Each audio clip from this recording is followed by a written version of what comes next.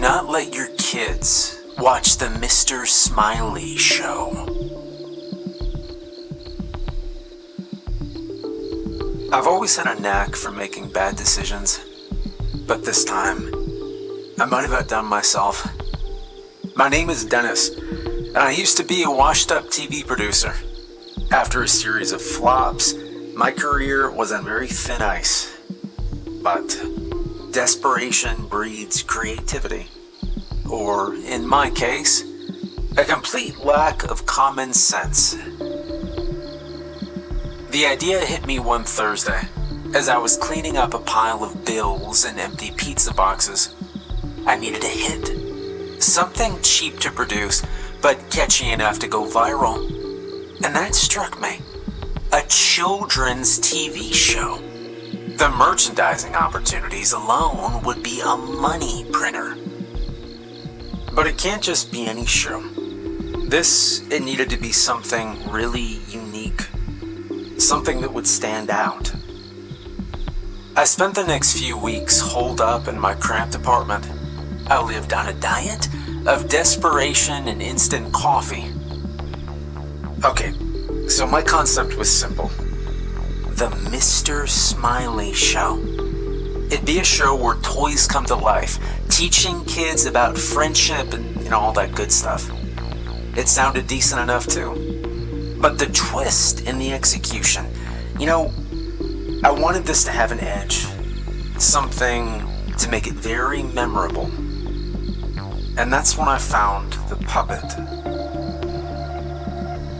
I saw Mr. Smiley on a dusty shelf in the back of a local thrift store. At first glance, he seemed like any other puppet. He had a colorful outfit and big, glassy eyes, but it was his big grin that caught my attention. It stretched across his face in a way that felt, well, if I'm being honest, unsettling. Yet there was something about him, I couldn't resist. He was memorable, all right. I saw the potential in Mr. Smiley. Kids these days, they want something with bite. Something that makes them feel like adults. I'd found my star, but as I paid for him, the cashier gave me a look. It was as if she wanted to say something about Mr. Smiley, but decided against it. I didn't care. I was just excited about the possibilities. This puppet could be the breakthrough I needed. A character that would capture my audience in a way that no other props can. It was my way back into the limelight. That's what I deserved, after all those sleepless nights. The Mr. Smiley Show was greenlit immediately. I knew the big studios would never go for something like this. That's fine. They can keep their boring, sugary crap. Instead, I went to this indie production house. They needed a breakthrough just as much as I did. But it was going to be on my terms. I needed full creative control to turn Mr. Smiley into an icon. The first day of production started smoothly enough. We had the first scripts and the theme song worked out. But it didn't take long for things to go south. It began with the lights. They flickered like a storm was raging outside. We all joked about it, saying no wonder our paychecks were late if the studio couldn't even keep the lights on. Hey, we were working on a tight budget. But next came the equipment malfunctions. Cameras that were perfectly fine 1 minute refused to turn on the next. Full batteries ran out of juice after just 5 minutes of shooting. And then the edits. I'd spend hours cutting scenes together, only to find them altered the next day. It was like the footage had a mind of its own. Scenes and dialogue would show up that we never shot. Even the actors noticed. They swore they never performed some of the lines that appeared. The crew started joking about the ghost director. But the laughter died quickly when we realized how much work we were losing. I tried to brush it off. Technical difficulties were normal in the business. But the food, it was the worst of it. My God, the food. It started small. Coffee would turn sour. Bagels would mold after an hour. We'd open our boxed lunches to find the food had already rotted away. Even the packed lunches people brought from home weren't safe. The smell, my God, it was horrible. It smelled so bad, it clung to your clothes and hair. Complaints from the crew grew louder each day, and I couldn't blame them. I remember one incident vividly. We just received a new batch of food trays, inspected and cleared by the caterers themselves. Yet, within hours, the food was swarming with maggots and flies. The sight of them crawling through the meat, it was enough to make one of my cameramen duck for the nearest bucket. The caterers were shocked. They insisted the food had been fresh when they brought it in. But the evidence was right there, decaying before our very eyes. Everyone chose to go out for lunches after that, which of course meant more delays in shooting. We fired the caterer, of course, but not before they spread the rumor that the set was cursed. The morale on set plummeted. Production was turning into a nightmare faster than I could handle. Not even a pack of cigarettes could calm my nerves. As the days wore on, I found a strange comfort in talking to Mr. Smiley. It was after a very tough day at the studio that I started venting to the puppet. "You would not believe the day I've had," I said. Yes, I know it sounds crazy, okay? Talking to a puppet like an old friend. But you haven't seen this puppet. Mr. Smiley, he's different. He always listens, never interrupts me, and he always smiles. The weirdest part, I started feeling like he understood me. One night after I finished ranting about the latest disaster, Mr. Smiley, he seemed to nod. I swear it. I laughed at myself for being so fried that I was seeing things. But then they got even weirder. The next day, one of the problems I'd vented about, it just fixed itself. Like Mr. Smiley had waved a magic wand. Probably a coincidence, but in all the chaos, I'll take it. Mr. Smiley, he became a lucky charm, and my friend. But rumors began to spread among the crew. Everyone's nerves were fraying at the edges. The showrunner talking to a creepy puppet was the rotten cherry on top. Some of the staff, they started avoiding me. Others talked about leaving the show altogether. I told them they were worrying about nothing. This show, it was gonna save our jobs. It was gonna save our lives. I poured everything into this show. My whole life. I wanted to make something bigger than myself. I wanted a legacy. I began to resent the crew. They couldn't see the vision I had. My nights became a blur of rehearsals and conversations with Mr. Smiley. I was convinced that if I could just make this work, everything would change. And I was right. The show took off faster than I possibly could have imagined. It wasn't just a hit, it was a phenomenon. Kids loved Mr. Smiley. Parents thought he was creepy, but that didn't matter as long as they poured money into our bank accounts. Merch flew off the shelves. Shirts, toys, posters, you name it. They couldn't get enough of him.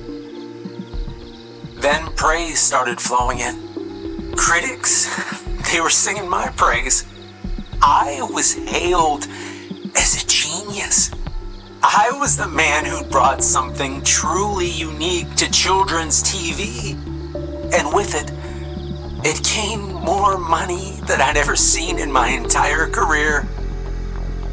Calls started pouring in. Endorsement deals, broadcasting rights, even a float at Macy's Thanksgiving Parade. After years of struggling, I was finally getting the recognition I deserved. The success of the show, it had proven to everyone that I still had what it takes. I could walk down the street right now and see a kid with Mr. Smiley on their lunchbox. But as the ratings skyrocketed, I found myself spending more and more time alone writing scripts. The entertainment world is tough, you know? I was used to having doors slammed in my face. I knew there was only one way to survive, and that was to do anything to stand out. Anything. It started small, almost unnoticed. The skits and jokes I wrote with Mr. Smiley, they became darker. The kids noticed before I did. But eventually, I started getting emails from parents. They were concerned about the strange dreams their kids were having. Dreams about Mr. Smiley sitting on the edge of their bed, talking to them, telling them things no kid should hear. I'll be honest, I didn't really care at first. Nightmares, what kid doesn't have them, you know? But more and more emails arrived. They were all about kids screaming themselves awake in the middle of the night. The parents blamed me, of course. No one wants their 5-year-old to be crying their head off when you have to work the next morning. But really, what could I do? Mr. Smiley was bigger than ever. I can't change the entire show just because some toddler was having a tantrum. Look, don't judge me, okay? At the end of the day, ratings were what is most important. Lots of people work on this show. They need me to keep this going, and I need to keep this going.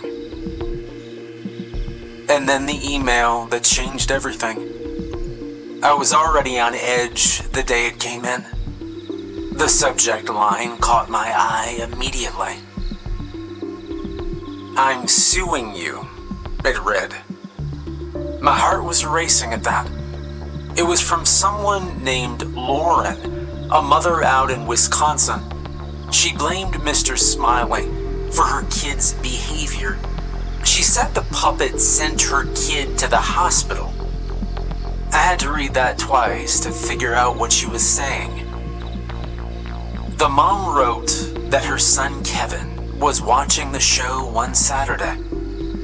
He was laughing and talking to Mr. Smiley, as if he were right there in the room. Kinda weird, I thought. But hey, kids play pretend all the time. But then as soon as the show finished, Kevin ran out to the backyard. He was 5 years old and shouldn't have been able to open the locked sliding doors. Before she could stop him, the boy started shoveling dirt into his mouth. Just hands full of dirt and mud as he sobbed uncontrollably. uncontrollably. He was crying and saying that Mr. Smiley told him to do it, that it was the only way they could play together forever. Relax, okay? The mom managed to calm him down before he choked on something. And when she took him to the ER, doctors couldn't figure out what was wrong, aside from having a stomach full of worms and potting mix.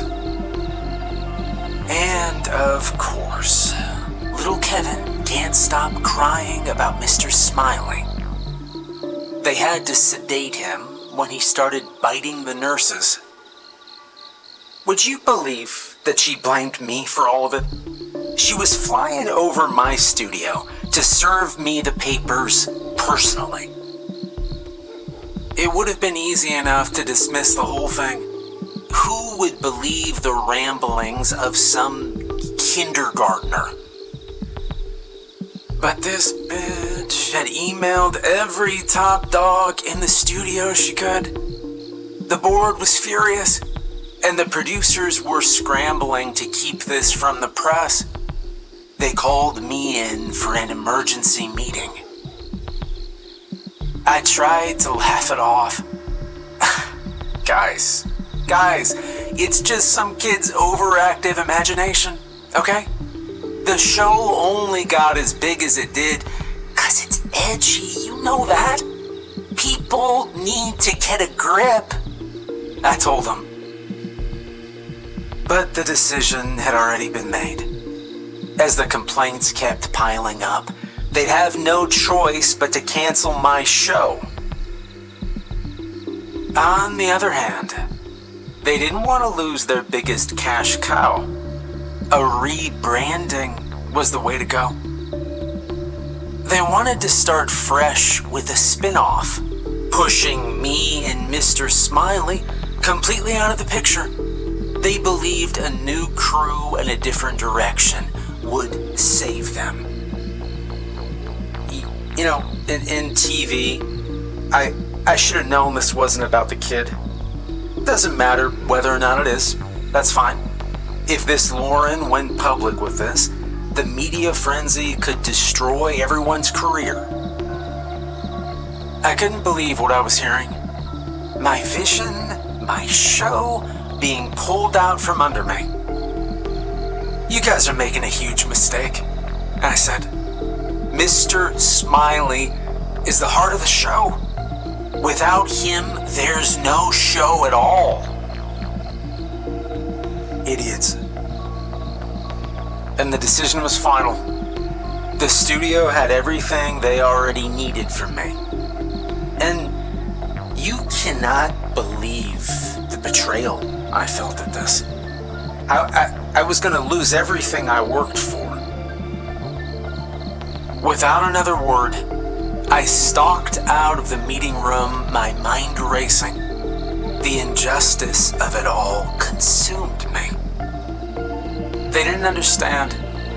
They couldn't see what Mr. Smiley brought to the show, to the audience. In that moment, all I could think about was proving them wrong. I fumed in my office, thinking about how I could save this show. The puppet was on my desk, his grin as wide as ever. I sat there, looking at Mr. Smiley. I had everything right now. Fame, fortune, respect. The thought of losing all that again, it made my stomach drop. They just don't see the bigger picture like I do. Isn't that right, Mr. Smiley? We'll prove him wrong, I said. And just like the old days, he gave me a tiny nod.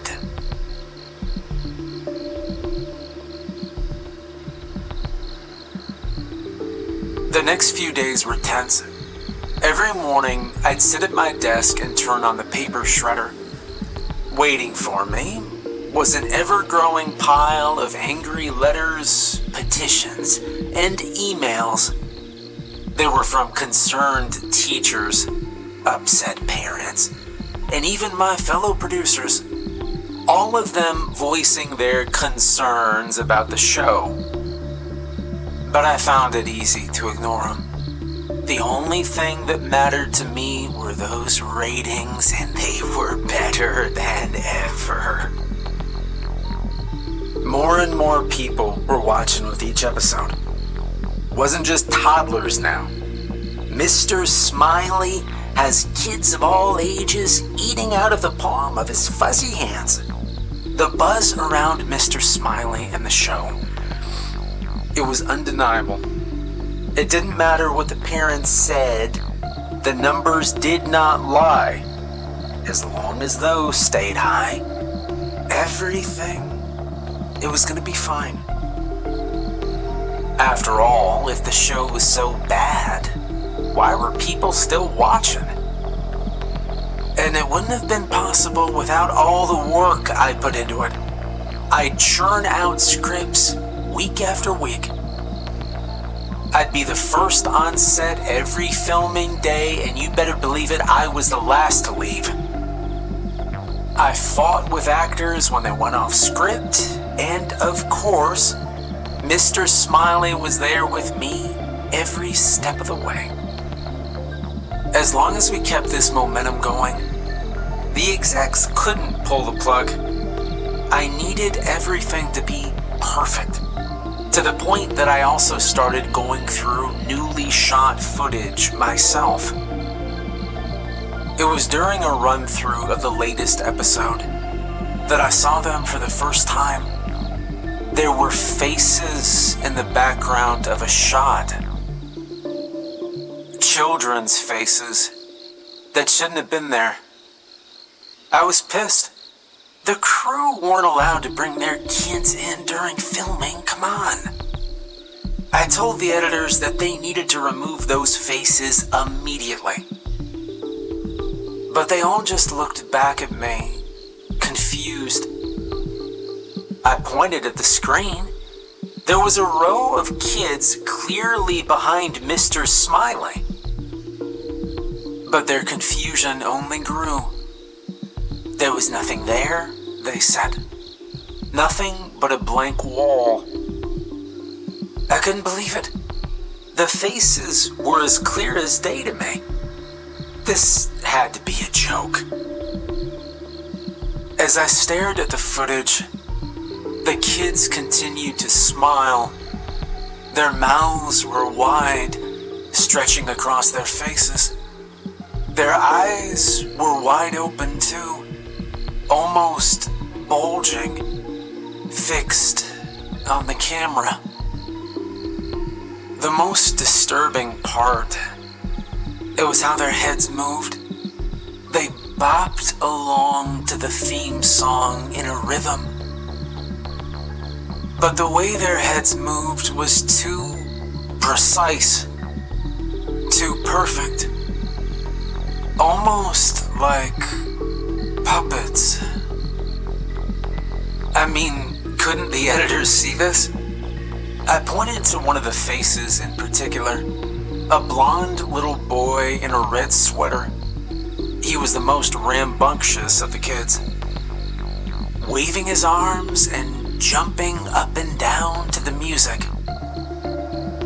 In a burst of anger, I accused the editors of sabotaging the show, and their denials only fueled my rage.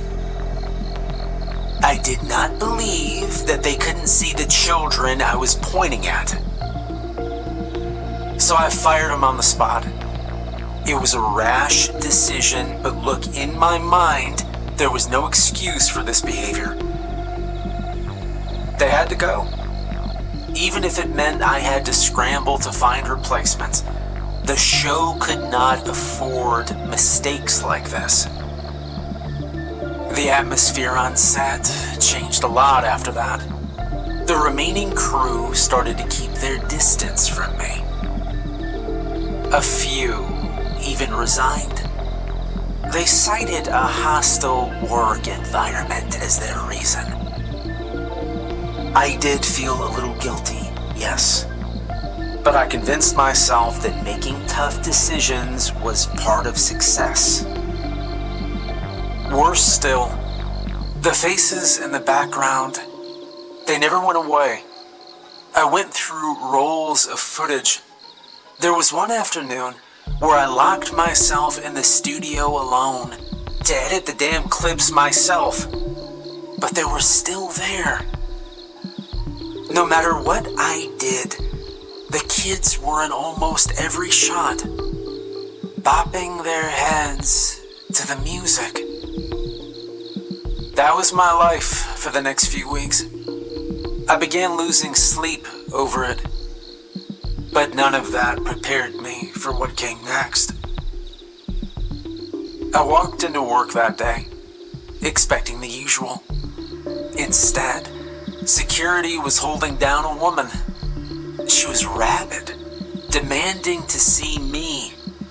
When I got closer, the woman screamed louder. Tears streamed down her face, but her anger was unmistakable. She fought against the bouncers, cursing at me. She said I was the reason her Kevin vanished.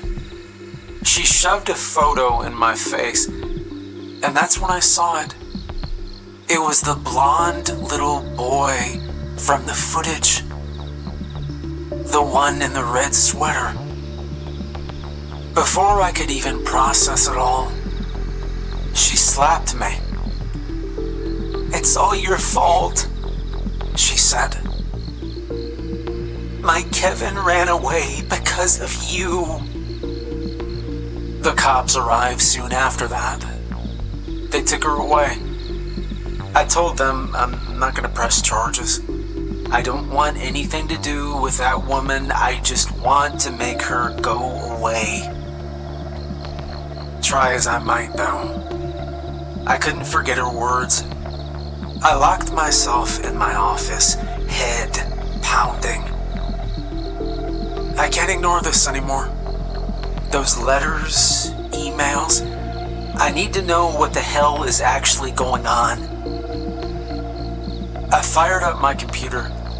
I looked for cases of kids going missing recently. Kevin's name popped up immediately. A 5-year-old from Wisconsin who disappeared from the psychiatric ward he was staying at. The article didn't mention why he was in there, but I could take a guess. No one knows how it happened, but they discovered that the restraints holding him down had been chewed through. My hands started shaking as I read. The report mentioned that Kevin is the latest disappearance in a disturbing trend that was happening all across the country. At first, people didn't think the disappearances were related. That is until someone figured out that they all happened at around 3 o'clock in the afternoon, right when Mr. Smiley was on. No matter the time zone, no matter the state, a couple kids, they would just vanish. Parents had started pulling their kids from school in the afternoons. They'd keep their houses completely locked up, not letting their kids out of their sight.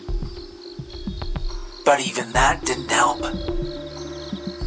Some parents swore they only turned their heads for a second, and then their kid was gone. And one by one, the faces of the missing children appeared on my screen. Each photo was a punch to the gut. I recognized them. They were all the same faces that had been showing up in my footage for weeks. The realization hit me like a wave, and I couldn't breathe. This can't be a coincidence. These were real kids. Children who had families searching for them. And somehow, their faces had ended up in our show's footage, staring back at me. I tried to find a logical explanation. Maybe someone, I don't know, maybe this is a sick joke, inserting those images into our footage as some sort of twisted message. But the more I thought about it, the less it made any sense.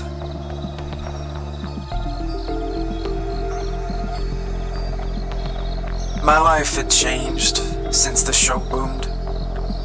People on the street recognized me, respected me. My bank account had ballooned beyond my wildest dreams. I thought back to the days before Mr. Smiley, when I was barely scraping by. Now, I was living my dreams out in real time. Mr. Smiley had given me everything I ever wanted.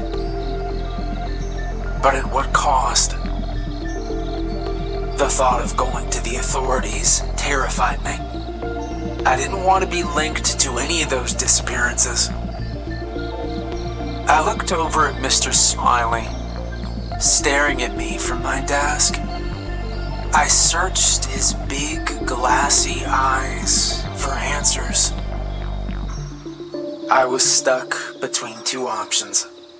I could either continue with the show, earning more money than I ever imagined, or I could end it all with that damn puppet. No more Mr. Smiley. No more missing kids. It should have been an easy choice. But the idea of having to lose it all was tougher to accept than expected. And then suddenly, the fire alarm went off.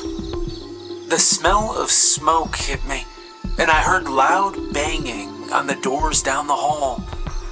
People were rushing past my office now, shouting about a fire. My heart pounded. I had to make a decision quickly. I could leave the puppet here. I could let it burn in the fire. That would end everything.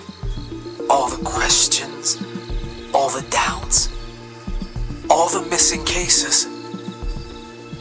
But as the flames grew closer, a part of me couldn't let it go. It's just a puppet. You know, this is crazy. It's just a puppet. The smoke grew thick. I could see the flames spreading down the hallway as I looked outside. The heat was unbearable now. I glanced down at the puppet in my hands, and I knew what I had to do. I tucked it into the crook of my arm, and I ran. Standing outside with the rest of the cast and crew, I watched as the studio building went up in flames. Everything we'd worked for, gone. I saw some crew crying. I bet for many of them, this was the last straw. The fire department came out soon after. I heard one of the set designers mention the mother from this morning. She was spotted in the back lot after the police took her away. No one knows where she is now. I decided to hightail my way out of there before reporters came to me. As I walked away from the building, I heard something. I heard Mr. Smiley laughing. That's the last thing I remember from that day. Even with all the controversy, the show was still making a ton of money. We built a new studio right on top of the old one. And I held onto my job through all of it. Afternoon lockdowns became the norm for kids everywhere. It's a dark time, But through it all, Mr. Smiley was right there on the dot to cheer up everyone who's stuck at home. But then more disappearances happened. And every night, I see their faces in the footage. Faces that nobody else seems to see. I tell myself it's just a coincidence. But deep down, I don't know. As for the producers, many of them left after the fire. I heard one of them got into a car accident soon after. Another moved halfway across the country and cut contact with the rest of us. Good riddance. The new ones are more my style. They understand my vision. They didn't care about any of the emails. To them, Mr. Smiley was a one-way ticket to early retirement and a vacation home in the Bahamas. Besides, it's not like there's a lawsuit a good lawyer can't fix. We had money for anything now. But when everyone's gone home and it's just me locking up, I hear things. Whispers, giggles, footsteps.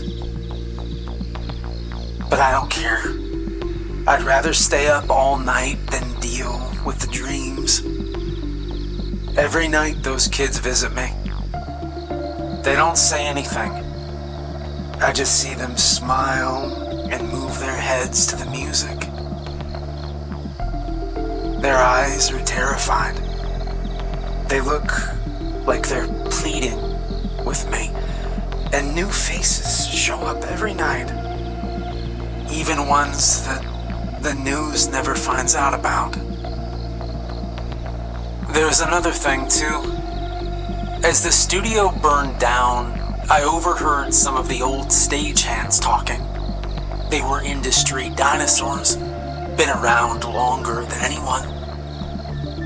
And they were talking about how they couldn't believe this was happening again. So I went looking until I found an old news article online.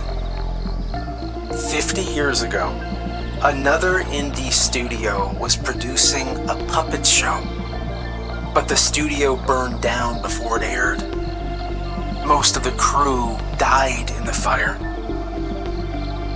But what caught my attention was that it wasn't just the crew that was trapped in the building. You see, the show was supposed to have a live studio audience.